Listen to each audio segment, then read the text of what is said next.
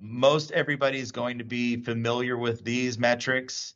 But again, any questions, let me know. So total spin, that is your spin rate.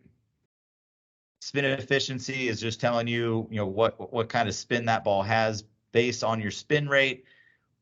It's also giving you your rifle spin. So rifle spin is another way to say gyro spin. Some systems call it.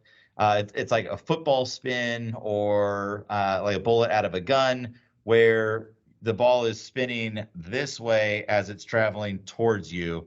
And that spin isn't contributing to any movement. It's basically wasted spin is something that I like to call it. So the less rifle spin that you have, the more efficient the pitch. And this can get a little confusing at times, because when you're throwing a four-seam fastball, yes, you want high efficiency. If you're throwing a two-seam fastball, that's not going to be as efficient, because you need that other spin, that rifle spin, to contribute to that sink of the two-seamer. Slider, same way. A slider is going to have very low spin efficiency, because when you throw a slider, it's almost all rifle spin. And for an example, let me go down to a slider. And so here you see this is a good slider, but it's only got 32% efficiency, because out of the 2267 spin rate, 2149 was rifle spin. So it's almost all rifle spin. So, the spin efficiency for me is super important on four-seam fastballs.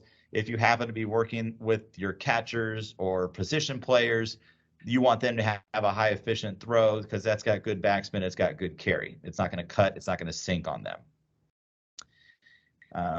Backspin, side spin, velocity. Let me go back to the fastball here.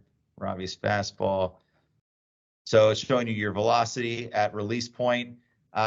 I will say that this is in line with some of the other systems, Rapsodo, TrackMan, but against a stalker radar gun or other radar guns, our velocity tends to be about a half of a mile an hour to a mile an hour faster, and that's simply because we're getting it as the ball is coming out of the pitcher's hand. So right at release point, we're gathering that maximum velocity, whereas radar guns are getting that velocity as it's approaching home plate.